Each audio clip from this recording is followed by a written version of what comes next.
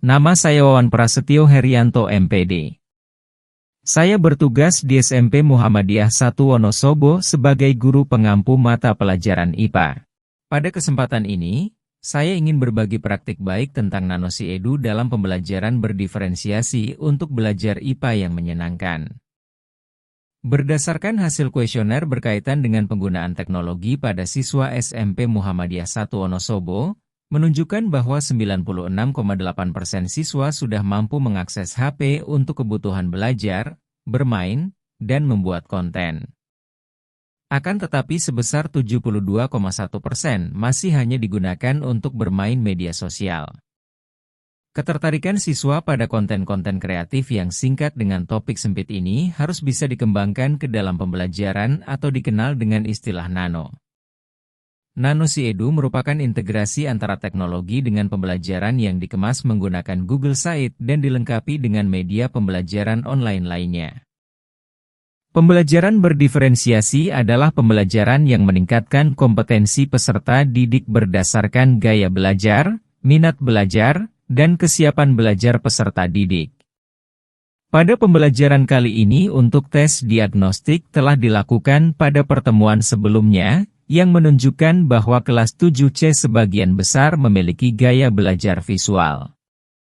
Sehingga pembelajaran didesain dengan menggunakan Google Sites. Pengelompokan peserta didik pada diferensiasi konten didasarkan dengan hasil tes diagnostik kognitif yang dibagi secara homogen, sedangkan pada diferensiasi proses dan produk kita kelompokkan dengan jumlah yang lebih kecil dan heterogen. Dalam pembelajaran ini juga menggunakan kuisis dan Padlet untuk evaluasi dan refleksi. Kita mulai pembelajarannya.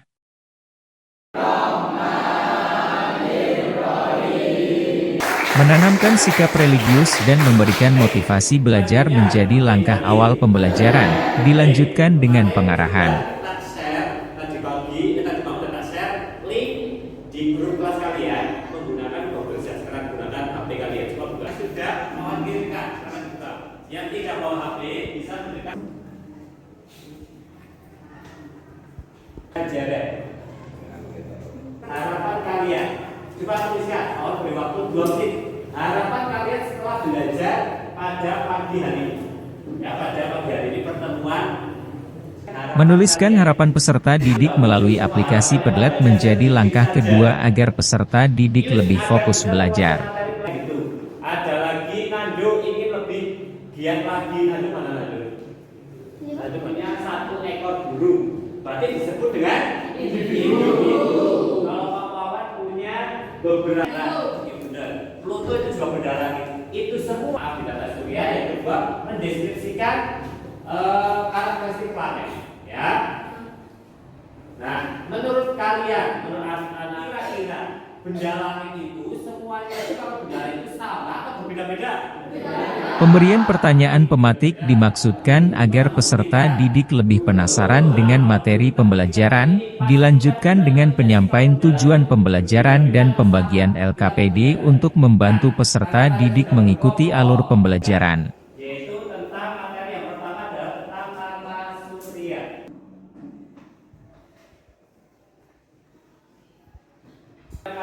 Kalian mau jelasin kegiatannya suruh ngapain sih Pak?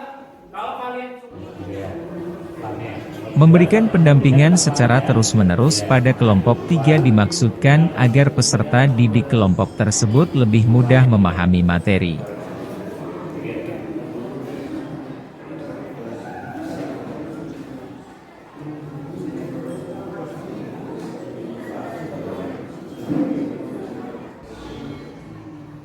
Berbeda dengan kelompok 1, kelompok ini sudah lebih mandiri dalam memahami materi dan memiliki inisiatif untuk bertanya tanpa diminta.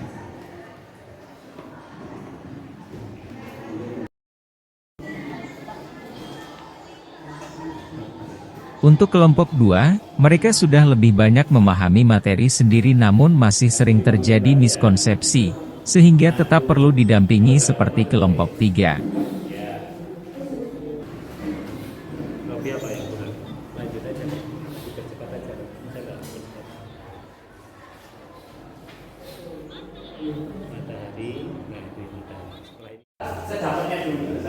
Konfirmasi diberikan untuk memastikan pemahaman peserta didik sesuai dengan materi yang dipelajari. Pemberian materi tambahan juga diberikan akan wawasan peserta didik dapat lebih banyak. Diskusi dengan memberikan kesempatan peserta didik bertanya juga diberikan agar muncul nilai-nilai sikap yang positif.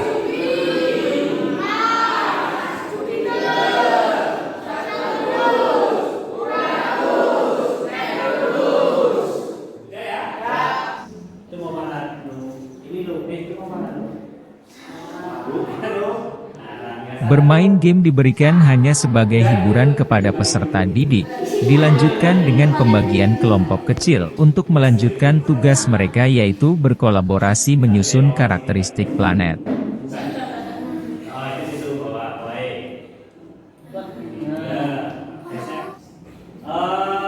Akan mengelompokkan kalian menjadi 8, ya. Akan kalian kelompokkan menjadi 8. Ya. Ini jam 1 di sini kelompok 1, kelompok 2, kelompok 3, kelompok 4, 5, 6, ini 7.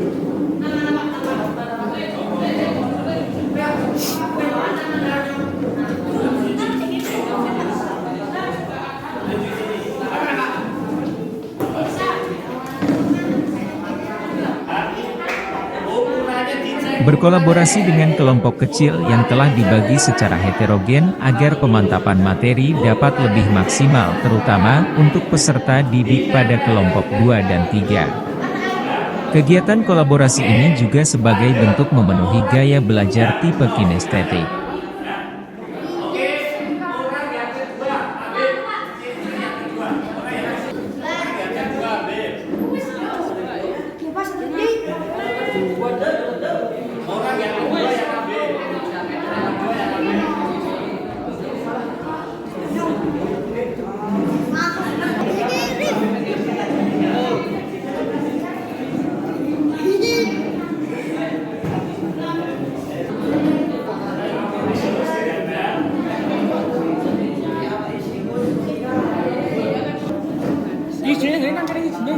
Ya boleh kayak gitu, boleh.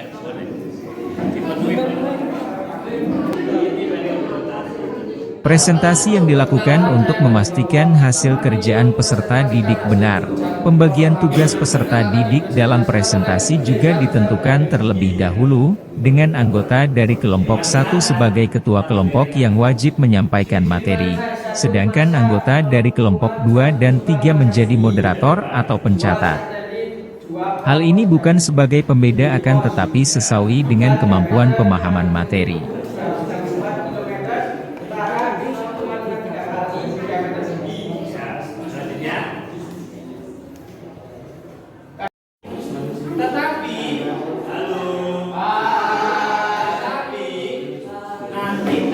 Penggunaan kuisis dalam pengerjaan soal sesuai dengan keinginan peserta didik pada tes kesiapan belajar.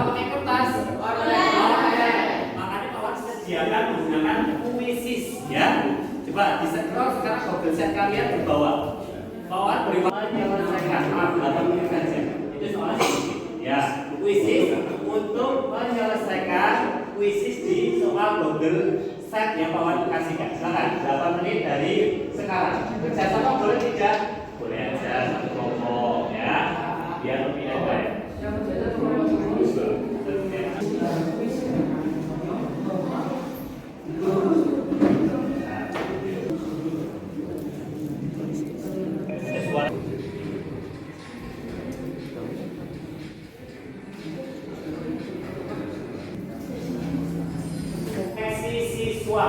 Ya, jawab pertanyaan kalian yang ada di. Demikian praktik baik yang saya lakukan, semoga memberikan banyak manfaat dan inspirasi. Terima kasih.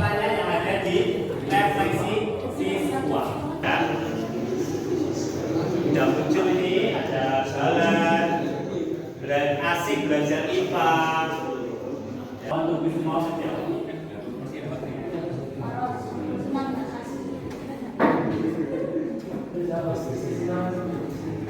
Ada apa?